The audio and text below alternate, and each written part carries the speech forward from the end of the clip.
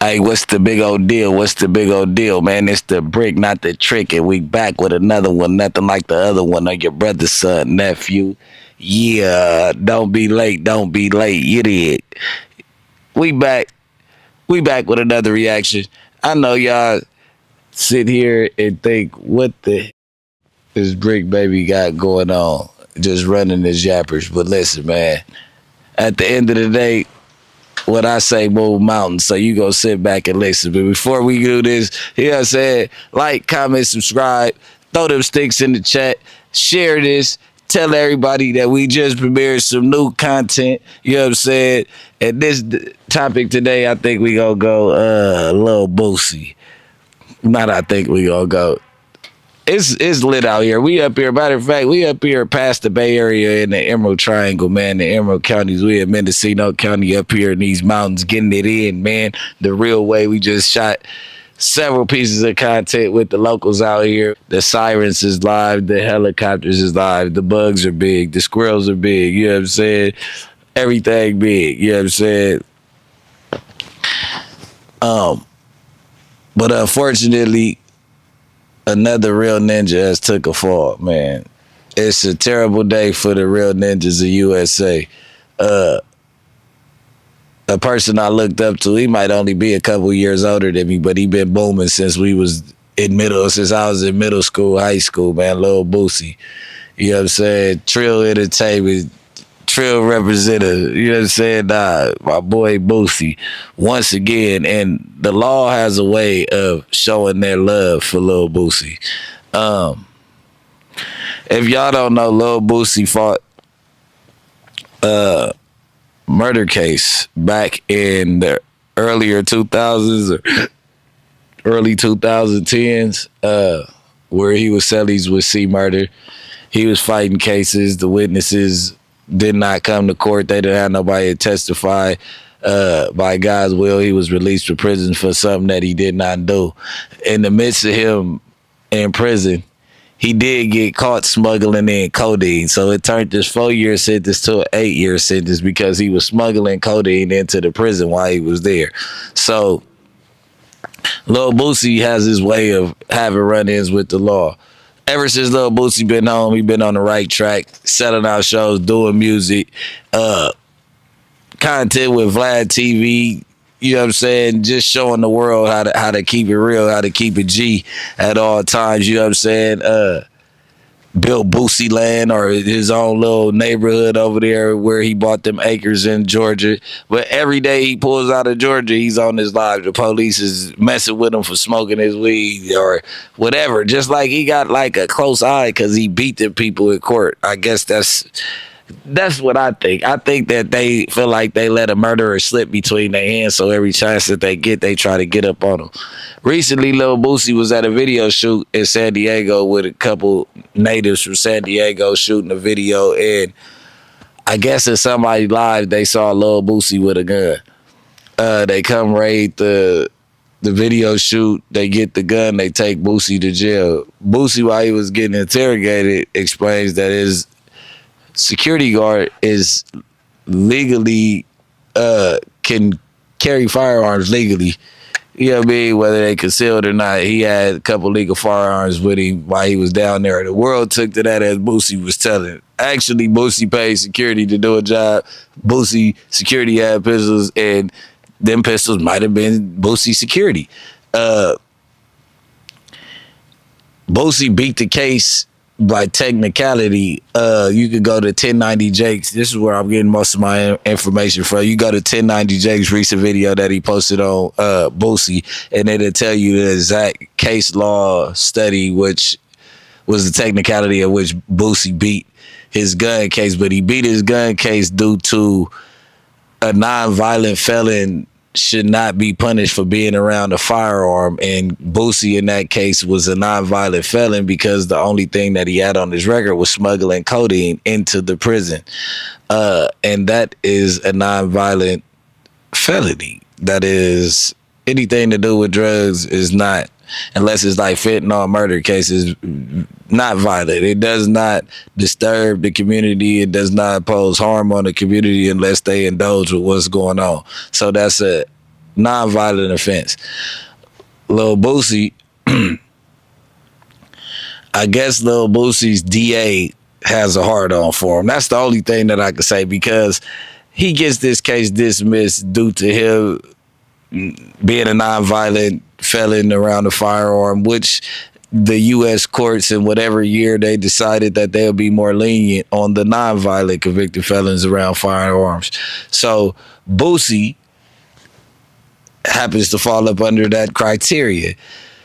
He celebrates, he takes to Instagram and tells the world that the case been dropped. He beats the feds. He orders up 30 family members down to Orlando. They go down to Orlando, to Disney World, Universal, whatever they doing in Orlando, to celebrate the fact that he beat the case.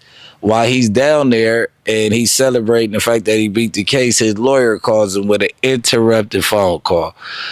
It could change the mood of anybody. He gets a phone call, said that the U.S. attorney has refiled the case, and he's back fighting the pistol case, and they added an extra charge in order to file the case, and that was a drug addict around firearm, which is not safe.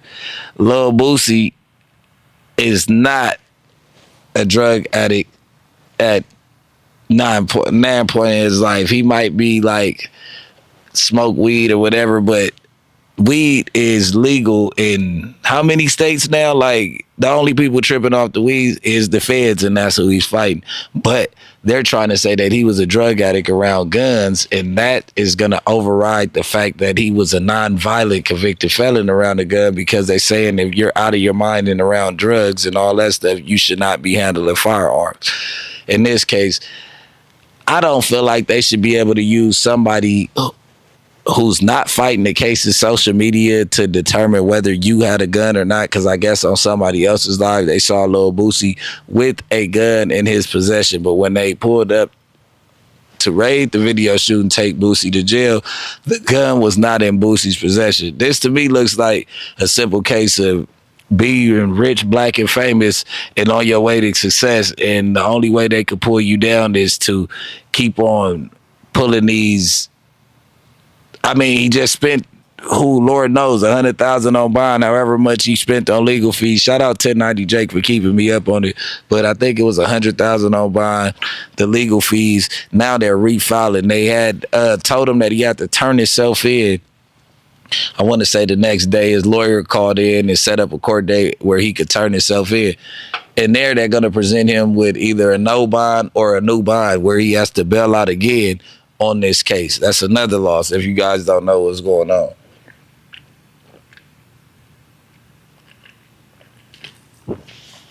This is a $200,000 firearm so far, plus lawyer fees.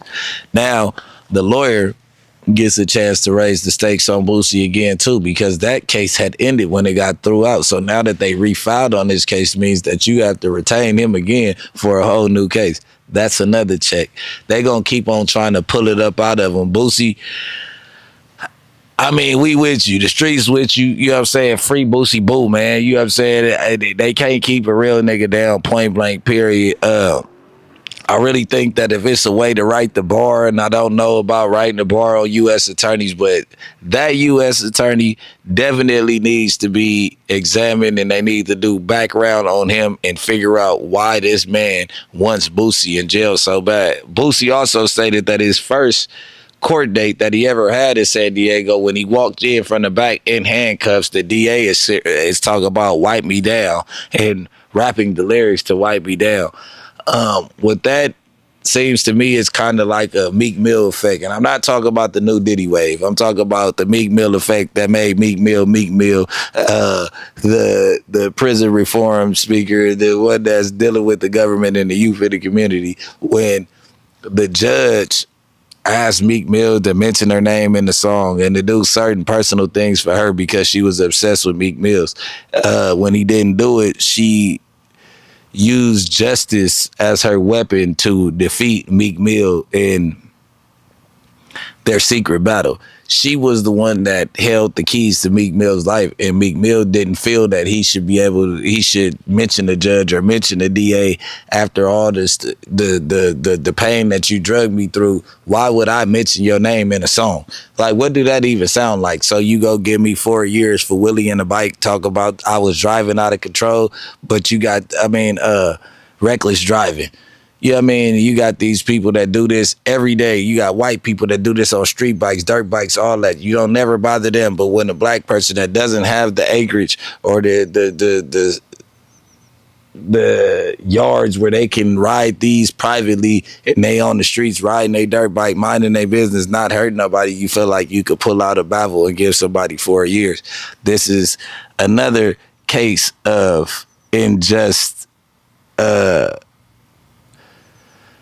performance of the law, unjust use of the law to enable black men or to disable a black man from furthering his career, taking care of his families, and making an inch closer to generational wealth. That's what they want to keep us away from. They want to keep us away from having a family tree worth of it, like everybody being successful in the family to where you can't stop this family because they know that's how America was built. It's only a certain amount of families in America that they allow to ball with no regulations. You get what I'm saying? And these are the original bloodlines of America. You got to do your research. It's Bricc, not the trick. Don't be late.